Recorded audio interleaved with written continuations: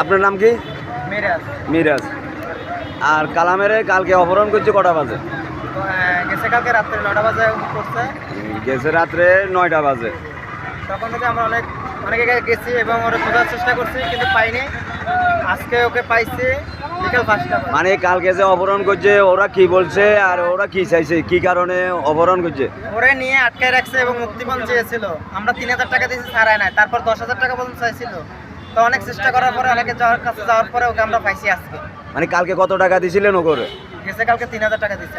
গেছে রাত্রে 3000 টাকা দেওয়ার পরে ওরা ছাড়ে নাই? না, ছাড়ে নাই। অনেক মারধর করছে। এখন দেখতেছেন অবস্থা খুব খারাপ। তা আজকে কি আপনারা থানা যাবার পরে থানা কি বলছিল? থানা যাওয়ার পর কেসটা নেই নাই। ওরা বলছে যে আপনারা সঠিক জায়গায় যেয়ে ওই যে বিকাশ নাম্বার দিচ্ছে ওই নাম্বারটা যোগাযোগ করেন এবং ওইখানে যাওয়ার পরে। কোন থানায় গেছিলেন? কি চাঁদগা থানা? আমরা চাঁদগা থানা গেছিলাম। চাঁদগা থানা গেছিলেন। তো এই চাঁদগা থানার যাওয়ার পরে আসার পরে কি আপনারা কোথায় পাইছিলেন ওরে? ওরে আমরা পাইছি শাপলা ক্লাবের সামনে। শাপলা ক্লাবের সামনে রোডের পাশে পাইছে না কেউ আপনাকে বুঝাই দিছে? না, আমরা রোডের পাশে পাইছি। রোডের পাশে চলে গেছে আর কি। চলে গেছেন। আচ্ছা, যা হোক, তাহলে আপনাকেও জিনিস আপনারা কালামের বুঝে পাইছেন তো? পাইছি। এখন উদ্যোগটা এটা তো আপনারা উদ্যোগ এখন কি নিয়েছিলেন? আপনি এখন বর্তমানে কি করবেন ওনারে?